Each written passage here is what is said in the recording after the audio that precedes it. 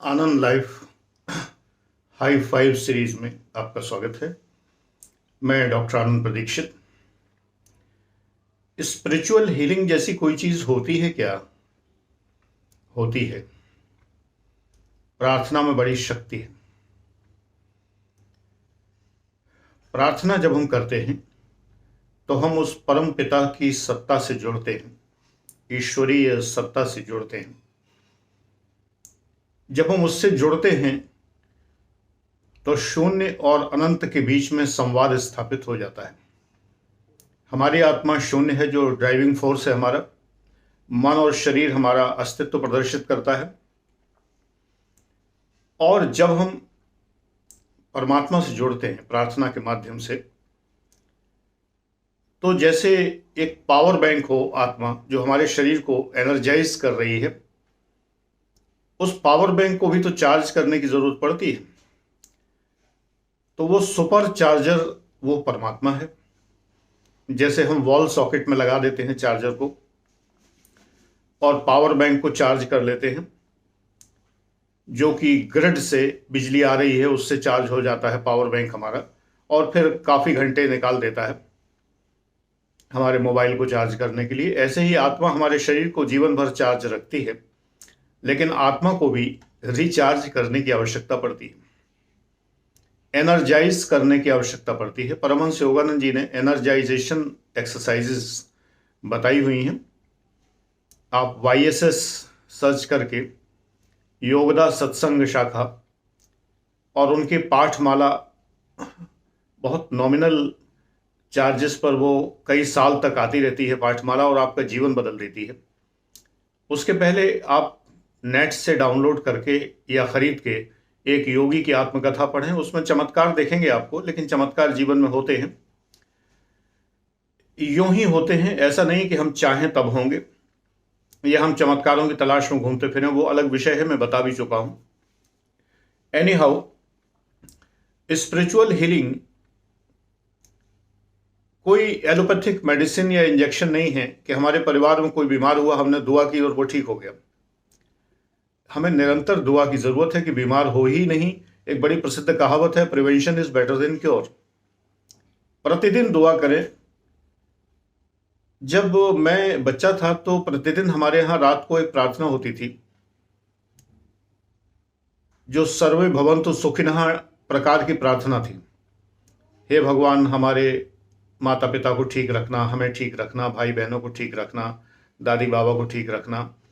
इस तरह की प्रार्थना घर के सारे लोग एक निश्चित समय पे अलग अलग जगहों पर किया करते थे। जो अलग अलग भी रहते थे, वो निश्चित था। उस जमाने में 7:30 बजे का टाइम निश्चित था, क्योंकि 8 बजे हम लोग सो जाया करते थे रात को। तो सब लोग एक सामूहिक प्रार्थना किया करते थे। अपने परिवार के लोगों के साथ एक समय निश्चित कर लीजिए, चाहे भले ही रात के 11:30 बजे का हो, या 11 बजे का हो, 12 बजे का हो, कि सब लोग उस समय एकदम अलर्ट बैठकर, बिस्तर पर ही बैठकर, अलर्ट का मतलब है जागृत, और हे परमपिता, आपने हमें जीवन दिया है, इस जीवन के लिए हम आपके कृतज्ञ हैं, और हमारे परिवार के सभी सदस्यों को आप स्वस्थ रखना, प्रसन्न रखना, और आपको जैसा उचित लगे वैसा उनके लिए करना, जिससे उनका भला हो। इस प्रार्थना को नोट कर लीजिए और प्रतिदिन किया कीजिए रात को, और सुबह उठ के एक रिचुअल किया करिए। ये रिचुअल बहुत कारगर है, बहुत आवश्यक है। जल जब हमारे सामने आए, तब हम एक बार उसमें भगवान के दर्शन करने का प्रयास करें। होंगे या नहीं होंगे वो अलग बात है। हम कहें कि जल सामने लेते ही, हे ईश्वर, आपका प्रतिबिंब इस जल में है और मैं इसको ग्रहण करने जा रहा हूं। आप जल पात्र के लिए भी ये कह सकते हैं, जिससे बार बार आपको ये ना करना पड़े। कभी कर सकते हैं ऐसा, कभी नहीं कर सकते हैं। इसलिए एक जल पात्र, जैसे मेरे यहाँ सुबह पूरा दिन भर के लिए जल एक पात्र में इकट्ठा किया जाता है, स्टील की एक एक वो है टंकी है जो दिन भर जिसमें एक्वागार्ड से जल भर लिया जाता है। अगर आपके यहाँ एक्वागार्ड जैसी चीज लगी है तो विज्ञान में थोड़ा सा आध्यात्मिकता का पुट दीजिए, उससे जल को निकालकर एक स्टील के पात्र में रखें। ये कॉपर ऑपर वाली बातें बहुत ज़्यादा ठीक नहीं हैं। स्टील के पात्र में ही रखें, स्वच्छ रखें और उस जल को भरपूर निगाह से देखें। पूरा पात्र जब भरा हुआ हो भरपूर निगाह से देखें और कहें कि इस जल में अमृत वर्षा हुई है। और आपको लगेगा ये रिचुअल है, बेकार के पाखंड है। नहीं, पाखंड नहीं, जिसमें कुछ जाता नहीं वो करने में हर्ज क्या है। लोग तो इन बातों के जन कितने पैसे ले लेते हैं। आपको ये निःशुल्क सलाह मिल रही है तो आप करके देखिए। लोग तमाम शिविर आयोजित करते हैं, रिसोर्ट में आपको बुलाते हैं और फिर आपको वो टिप्स देते हैं, तब आप बड़े आराम से कर लेते हैं। लेकिन अगर वही निःशुल्क मिल रही है तो आपको लगता है पाखंड है, ढोंग है। करके देखिए।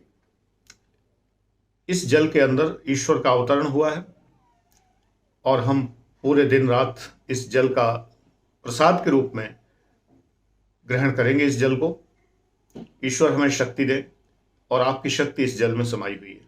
इस बात को कई उपदेशकों ने, संतों ने पहले भी कहा है। ये नई बात नहीं है, ये हमारे शास्त्रोक्त बातें हैं।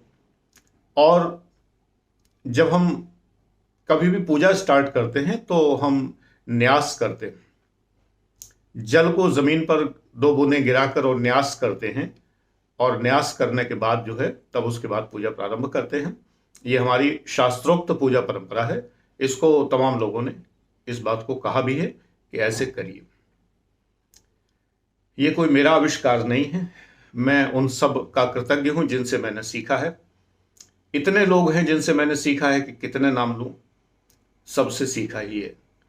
आपको सिखा रहा हूं, वहां से लेता हूं, आपको सिखा देता हूं। कई बार सीखने में बहुत धन भी व्यय करना पड़ा है, लेकिन आपको निःशुल्क सिखा रहा हूं। करके देखिए दोनों बातें। रात्रि को प्रार्थना, पूरा घर अपना एक व्हाट्सएप का ग्रुप बना लें और रात्रि को प्रार्थना करें। इसमें उन लोगों को भी शामिल करें जिनसे आपकी पटती नहीं है, बनती नहीं है, कजिन्स वगैरह जो भी हो सकते हैं। एक बार को कहिए उनसे कि एक दूसरे के लिए प्रार्थना करने में हर्ज क्या है। बाकी मनमुटाव अपनी जगह। विश्वास करिए, साल बीतते न बीतते आपका मनमुटाव खत्म हो जाएगा। मैं भी आपके लिए प्रार्थना करूंगा। मैं कुछ अनजानी प्रार्थनाएं भी करता हूं। बुधवार का दिन मां शुभरांगिनी का दिन होता है, जिस दिन वो मुझे निर्देश देती हैं बहुत सारे।